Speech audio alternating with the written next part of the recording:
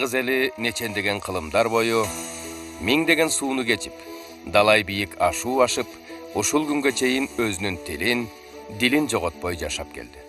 Өлкөнүн эгемендигин, анын аймактык бүтүндүгүн, адам анын өмүрүн, урпактарынын жана эркиндиктеринин үстөмдүгүн, демократиянын принциптерин бекемдеген башкы документ Конституцияга 30 жыл толду. Бул убакыт аралыгында баш мыйзам бирде ташыркап, бирде такшалып отуруп, бир далай тарыхый этаптарды басып өттү. Ага учкай кайрылсак, Кыргызстанда эң алгачкы конституция 1929 жылы бүткүл Кыргыз советтеринин 2-съездинде кабыл алынган. Андан кийин да негизги документ бир нече жолу өзгөртүлгөн. Бирок өлкө 1991 жылы толук эгемен болуп, өзүнүн жолу, багыты менен өнүгүү кадамын таштаганда, жаңы реалдуулуктардын фонунда конституциялык трансформациялардын доору башталды десек да болот. 1993 жылы 5 майда көз карандысыз Кыргызстандын башкы документи легендарлуу парламент катары тарыхта калган Жогорку Советтин 12 чакырылышы тарабынан кабыл алынган. Бул процесске түзмө-түз катышкандардын айтымында ошол убакта негизги максат мамлекеттүүлүктүн өнүгүүсүнүн жаңы этабы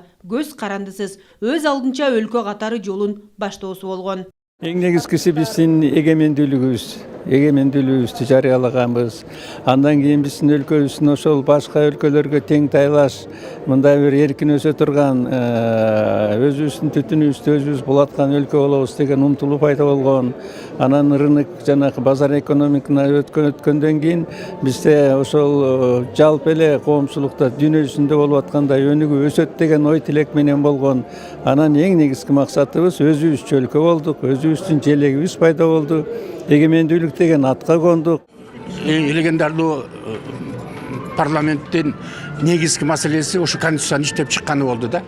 Мында эң башкы маселе биз мамлекетти өз алдынча эгемендүү кылып кантип өнүктүрө алабыз.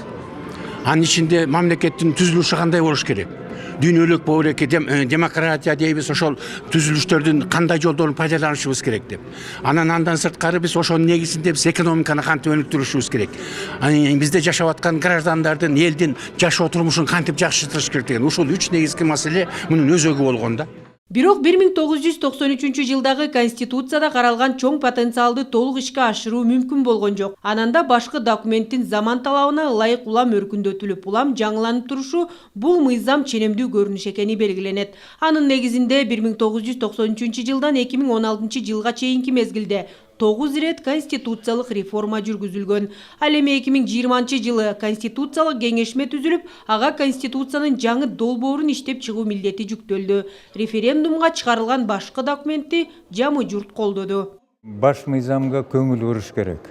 Бир топ кабыл алып аткан мыйзамдар ошол баш мыйзамга мындай тете болуш керек да. Ошол баш мыйзам негизги мыйзам эми жөнөкөй жаранга болуш керек да.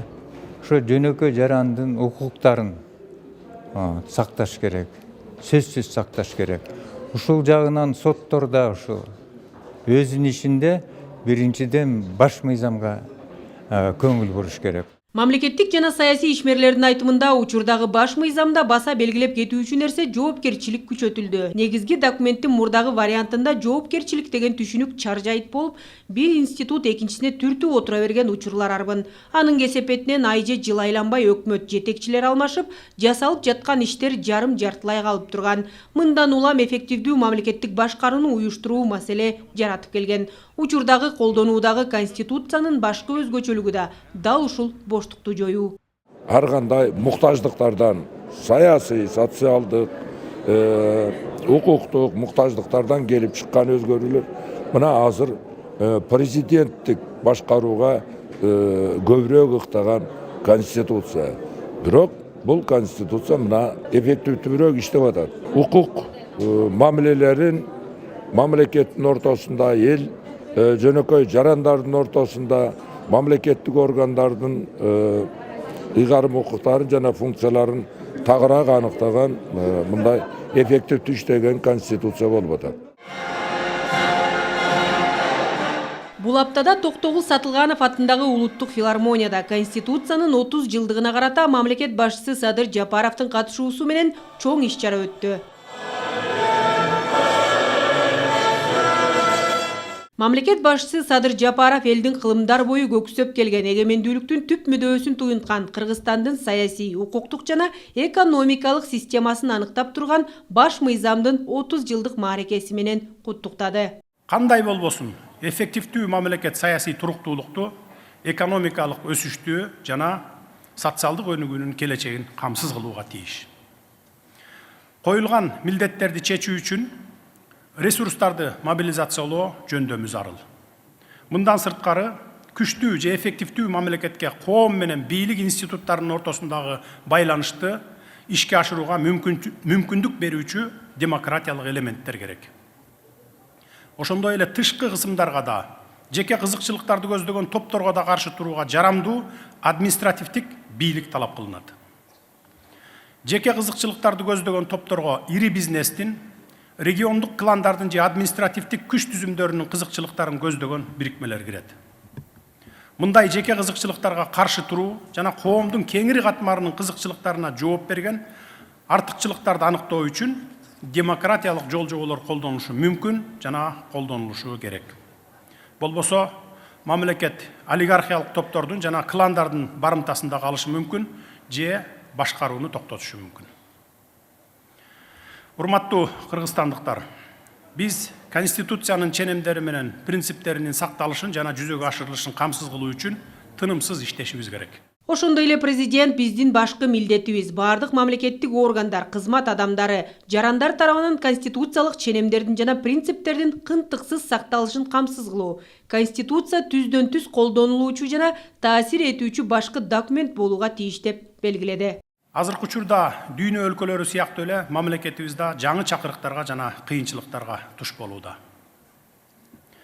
Биз дүйнөлүк экономикалык кырдаалдан, жумуш орундарынын жетиштигинен, эмгек миграциясынан, ошондой эле саламаттыкты сактоодогу көйгөйлөрдөн улам келип чыккан экономикалык кыйынчылыктарга кирептер болдук. Мындан тышкары биз жаратылышты жана анын ресурстарын келечек муундары үчүн сактоону камсыздоо аркылуу экологиялык саясатыбызды өнүктүрүүнү улантышыбыз зарыл. Андыктан айлана чөйрөнүн булганышын азайтуу, энергиянын натыйжалуулугун жогорулатуу жана энергиянын кайра жаралуучу булактарын өнүктүрүү багытында аракеттерибизди күчөтөлү. Учурда дүйнө COVID-19 пандемиясынын кесепеттери, климаттын өзгөрүшү, терроризм жана экономикалык кризистер сыяктуу көптөгөн кыйынчылыктарды баштан кечирип жаткандыгын баса белгилеп кетким келет. Биз биргелешип аракеттенгенде гана бул көйгөйлөрдү жеңип, жарандарыбызга тынычтыкты, туруктуулукту жана бакубаттуулукту текши камсыз кыла алабыз. Ошондой эле жарандардын сапаттуу кызмат көрсөтүүлөргө жетүүсүнө, билим алуусуна жана ден соолуктарына кам көрүлүшүнө, калктын аярлуу катмарынын укуктарынын корголуусуна олуттуу көңүл буруу зарыл экени да белгиленди. Санариптүү ордо маалыматтык технологияларды өнүктүрүү менен мыйзамдаштыруу, маалыматташтыруу чөйрөсүндө болгон мүмкүнчүлүктөрдү толук пайдалануу аркылуу мамлекет менен элдин өз ара байланышын кыйла жогорку деңгээлге чыгаруудагы зарыл иштерден болуп саналат. Жарандар менен бизнес өкүлдөрү, мамлекеттик органдар менен мамлекеттик уюмдарга кайрылууда кыска убакыт жана аз күч жумшай тургандай, эң башкысы иштин натыйжасын, үзүрүн бере турган чечимдерди иштеп чыгууга дагы активдүү катыша тургандай шарттар түзүлүшү керек.